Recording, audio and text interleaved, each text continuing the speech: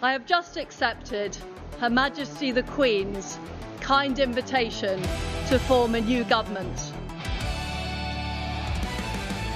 Well, ladies and gentlemen, it's fantastic to be back. In this new era, we're taking a new approach. It will be uncensorable and uncancelable. We can't give in to those who say we can't do better. That is a disgrace. We can make the West great again. The status quo is not an option.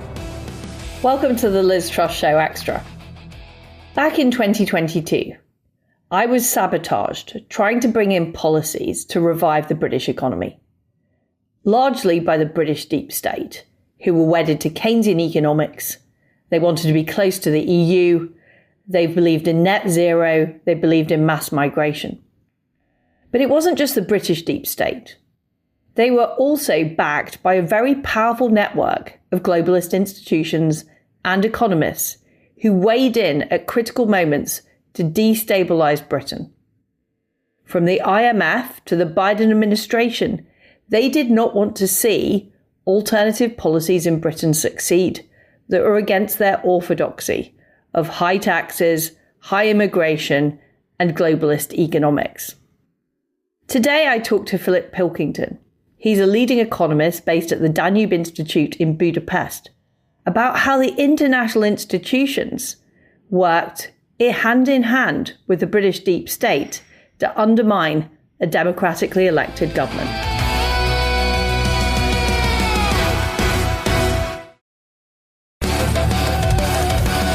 Philip, could you give us an international perspective on what happened in the autumn of 2022 when my premiership was brought to what I think is a premature end?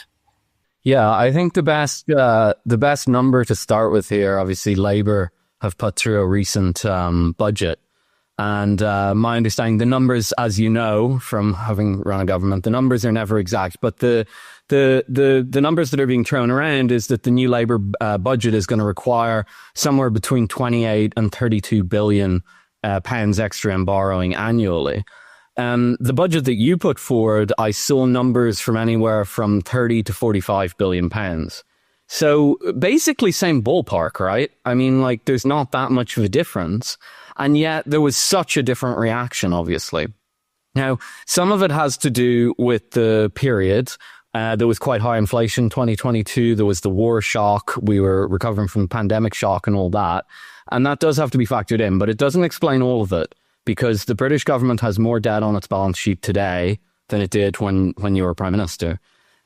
So I think actually at the root of it, I mean, we can really go into the details, but I think at the root of it, the economic establishment in Britain, and not just in Britain, around the world, because the IMF was involved in this whole story, did not like the idea of tax cuts. They were seen as unfashionable. They were seen as kind of a throwback to the 1980s or something like that. And when Labour bring in a budget recently, it's more about spending increases that are driving the additional borrowing. And the economic establishment, which we can talk about if you like, think that's okay. And so they simply reacted differently. And if the economic establishment turns against you when you're trying to float a budget in a difficult period of public finances, which you faced, but also Labour face at the moment, if the economic establishment turn against you, well, you can see what happens. You can create absolute chaos. And you talk about the economic establishment. Who do you think runs the economic establishment, Philip? Who's the kind of controlling mind of it? I don't think there's really a controlling mind per se. I think it's a bit of a swarm. I think this term's got a lot of traction now that we see how kind of online discourse operates and so on. A swarm is kind of like a collective of people who all kind of think and move together. And there are definitely more important people in the swarm and less important people in the swarm. But I think it basically operates through networks, economic think tanks, central banks. The IMF is one of the key bees in the swarm, perhaps the head hive or whatever you think of it, queen bee maybe. The IMF is very important, but also central banks. And even just random figures can pop in. Like at the very beginning of the mini-budget crisis, Larry Summers was one of the first people to weigh in, despite having no position except being, I think, a Harvard professor, which he is not currently because of the Epstein crisis. But he didn't have any position, any formal position, but he was actually key in seeding the whole thing. So I think it's a group of it's a groupthink network that runs really across the world, but mainly, United States, Britain, the IMF, and to a certain extent the ECB, although I don't think the ECB played a very large role in the mini-budget crisis. Do you think that having the Trump administration in power has weakened the influence of the people you're talking about? Because the Trump administration is pursuing policies these people don't like, such as tariffs, such as tax cuts, such as drill, baby, drill. Yeah, it's weakened them more than I thought it would. I was actually a bit worried that when Trump got in, they'd try something similar to what they tried on your government. I thought they were going to push a financial crisis. And it's one of those, I know there's this Lenin quote that you trust your bayonet in and you keep pushing until you feel steel, And I thought that they'd feel steel very quickly. And they haven't, and that's a real indication that the regime is a lot less hard than even some of its critics thought it was. Now that said, there's also a component to this that it's just kind of been discredited. I mean, think about what happened after you were ousted as prime minister. The situation didn't get better in Britain. It got much worse. Not just worse, much worse. And then they convinced themselves, once we get rid of the Tories, Sunak and Hunt and so on, we'll put these kind of technocratic masterminds in charge. Rachel Reeves is ex-Bank of England. Keir Starmer is Crown Prosecution Service. Sensible, safe pair of hands from the civil servant class, right? Has it got better? No. It's got so much worse. It's actually unimaginable. And what we're actually seeing now is that while civil servants may have some skills, governing countries is not one of them. They're functionaries and they're not cut out to be politicians. They're two completely different skill sets. So I think there's also a component to this that they've kind of discredited themselves to such an extent that they've lost self-confidence. So I think there's a lot of things going on. But yeah, the power is much less, it feels to me. Not in Europe, that should be said. Not in Europe. Europe's a different story. The Keynesian orthodoxy essentially took over in Britain in the 1990s and it's been running ever since. And I think we're now getting to the point of failure. We're at the end game of printing money, higher government spending, not really caring about the level of regulation in the country. And the country, in Britain's case, is now in an absolutely dire state. But what I think is interesting, and you referenced this earlier, is the media are not putting pressure on the government, despite all the economic indicators being worse. They're still in the mindset of these policies could work. I mean, we've just had some New Year's announcements by Keir Starmer saying that people in Britain are going to feel richer.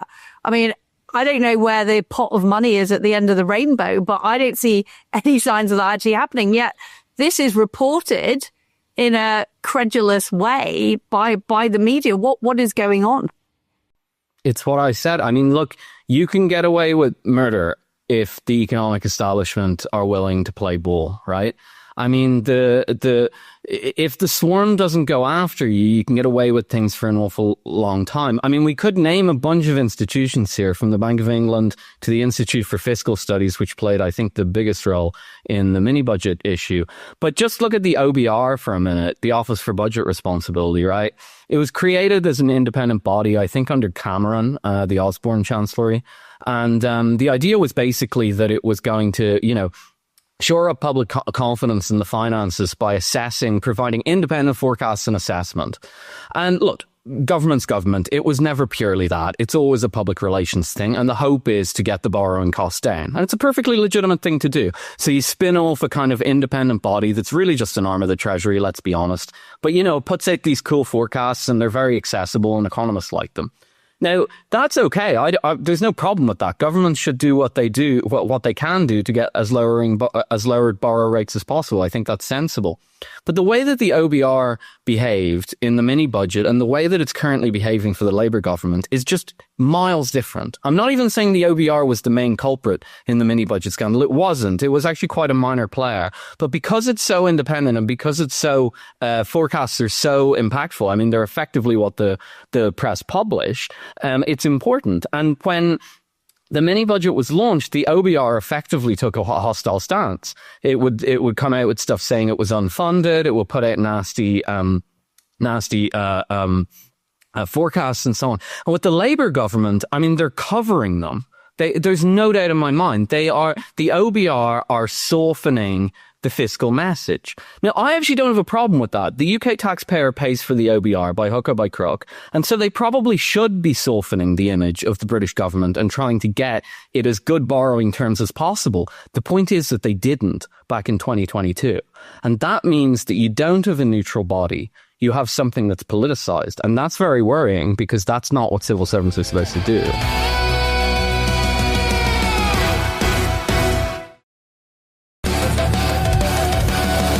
I'm a great believer in O'Sullivan's law, and O'Sullivan's course at the Danube Institute, but he says any organization that is not explicitly right-wing becomes left-wing over time. And these so-called independent institutions are all captured by leftist ideology, whether it's Keynesian economics, whether it's wokery, whether it's environmentalism. You know, they have successfully captured the British state. And what we saw in 2022 was really quite an extraordinary, deliberate usurping of power from elected politicians to impose the orthodoxy that those bureaucratic institutions believed in. Do you think that Britain has come to terms with what actually happened then? No, not at all. And there was a different part of that story too, which I think needs to be told, that they used your premiership in order to flush out an awful lot of bad policy that they had built up in the tank, mainly related to the quantitative easing program. We can go into that if you want, but that's another component of the story. But no, it's never been resolved. Anyone who says that the economic establishment in Britain played a very large role in the mini budget crisis is dismissed as a conspiracy theorist. And yet, like, anyone who knows anything about how that establishment operates knows that it's true. And so people have been kind of gaslit into it. And it's really dangerous doing that over time because, like, people aren't actually stupid. And in 2022, when they were told that there was nothing wrong and a big evil monster got in charge of the government and wrecked the place and destroyed Britain's public finances, then they could go, okay, well, we'll change government and then that'll stop. And then you move on to, like, well, it's not Liz, it's the Tories, it's Rishi Sunak and it's Jeremy Hunt. And then you get rid of them and, oh, it's going to stop. We'll put these civil servants in charge. And it gets worse. And at a certain point, like, people become really, really cynical about the message that you're feeding them. And I think that's starting to happen. But do you think that will lead to more truth-telling? And how do you think it relates, Philip, to what you see taking place in the EU and Europe? I mean, I think it's definitely getting people to seek out, like, alternative media platforms and stuff like that. The thing about this stuff is you can actually talk about it, but it's never amplified. So the QE issue, just for example, I published a fairly extensive article in the Telegraph about a year or 18 months ago or something like that. And it got very good traction. And people said, I can't believe it. I didn't know that the Bank of England were losing the taxpayer around £30 billion a year, which is around the same as what your budget was supposed to cost. People didn't know that. They did not have access to that information. And I had people texting me saying, are you serious? Is this real? This can't be real. And I was like, no, it's real. I promise you it's real. And even the editors at the Telegraph said, are you sure this is real? And I said, look into it. It's real. And then the story just disappears. It disappears because the whispers go around those economic circles and they say, don't touch that. And they'll come up with some gossip or something. Who knows what they're saying, but it doesn't matter. And they say, don't touch it. And you can do that. You can do that for so long, but, you know, things will come out eventually. And I think a lot of the alternative media and people turning to alternative media is because they're just kind of sick and tired of this. Now, the downside of that is there can be a load of crackpots and stuff like that on alternative media. But, you know, the truth, I think the truth always comes out in the end, really. In terms of the way that the bureaucracy in Britain behaved and their associates in the media, their associates in the international institutions, do you see that happening in other countries, or is Britain a particularly bad case where the technocracy have taken over? I think Europe's really bad as well because it has this centralized system. If we want to talk about economic policy, it's got the ECB, and the national governments have almost no power. Now, that does, well, the national governments that are in the euro, the national governments that are not in the euro are perfectly sovereign economically, which is great for them. But that has a dual aspect to it, because people become increasingly cynical with the center of the system. And that becomes increasingly difficult to manage. But Europe haven't had any kind of financial crisis style events in a while, since 2011, basically. We will get another one. I'm pretty confident of that. And when that happens, I think the response is going to be very different, I should say, than what it was in 2011. I think there's much less trust in the system and so on. But it hasn't happened yet. They've got the dose of inflation and everything like that, but that's been, attributed to the war. And they've had very stagnant living standards.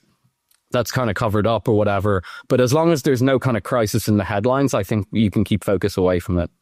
But I think eventually people will start to wake up to some of the economic problems that are there. But Britain, I think, is the canary in the coal mine. 2022 was the canary in the coal mine, because Britain, sadly, has probably the worst public finances in Europe, right? I know it's not in the EU, but it's probably got the worst public finances, not by metric, but in terms of this instability of sterling. There's a bunch of different factors. It's the weakest. It's the smallest dwarf, as it were, but they're all dwarfs, most of them. I mean, some countries in the Central and Eastern Europe have fine public finances, but it's the smallest dwarf. And so it's not really that surprising that the economy question broke there first. Of course, other questions such as migration and so on broke in Europe first.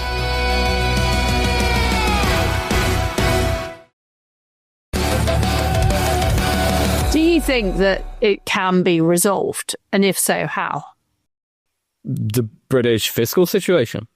The British fiscal situation, but also the British democratic situation, because what we experienced was an anti-democratic move by the technocracy, as well as a move that has presaged further economic Armageddon. Yeah, the fiscal situation, both are difficult, extremely difficult. And which one has to be sorted first, I think, is the question. I think the fiscal one, because otherwise they'll trussify, as you might say, anybody that does anything. Everything needs money. Every government policy needs money. It needs some sort of shake-up in the public purse. You don't have money, you can't do anything. All you can do is make noise, right? So I think some sort of economic resolution in the case of Britain needs to come first. That's not quite the case in Europe. And it needs, look, the British government lives beyond its means. There's no debating about that. And I don't know. I don't have a platform for cuts. I know how difficult cuts are to do. Politicians promise cuts all the time. They never deliver them. They get caught up in the bureaucracy. It's very difficult to do. I understand all that. Tax rises, people hate them. They're a nightmare. But yeah, there's going to have to be some sort of resolution to that. And it needs to be long term. The Labour government at the moment are just coasting. They're coasting from budget to budget. And they're terrified they're just going to get like one bad fiscal quarter or something like that, which, by the way, wouldn't even require a change in policy. It would just require like negative GDP growth for 2 quarters. And then the whole thing just blows up. It's so fragile. But they don't want to touch the long-term structural issues. And that relates to the second part, which is the entrenched bureaucracy. And they're the ones that don't want to touch it because it's their fiefdoms, right? It's their budgets. I mean, that's what they're ultimately fighting for. You've worked in government before. It's ultimately each department wants to keep its budget, and they care about that much more than woke ideology or right-wing or left-wing ideology. That budget's the key, because they're not even trying to get rich or anything. They just want to expand, and they want to keep their Christmas party. And it's very mundane stuff, and it's kind of silly, but it is how government works. And how do you deal with that? I think we're seeing in America, obviously there's a huge shakeup right now, but the American system's always been a lot more flexible than the British system, mainly because what we would call senior civil servants are political appointees in America. So they come in and out with the administrations. And that's not the case for the permanent undersecretaries and so on. Heads of the Bank of England. I know that one's a little complicated, but all these institutions, much less the kind of think tank networks and so on, which have much more power than people understand. I don't know. I don't know if there's a good solution to it. You'd have to take a fundamentally different strategy to reform in the United Kingdom and in most European countries than you would in the US. I will say, in the case of Hungary, that's been resolved, and in other Central and Eastern European countries, it's been resolved too. But it required 3 terms in government. It just required a very long period and waiting the whole thing out and restaffing everything. And there has to be a very favorable set of circumstances to get elected twice, 3 times in a row in these countries. So what you're saying, Philip, is in Hungary, they've moved to a system of more political appointments, essentially. And you see that as being the solution. It's a dual thing. First of all, they've been in power for a long time. And so that means as the natural cycling in and out of civil servants occurs, you just kind of replace the people that were awful, right?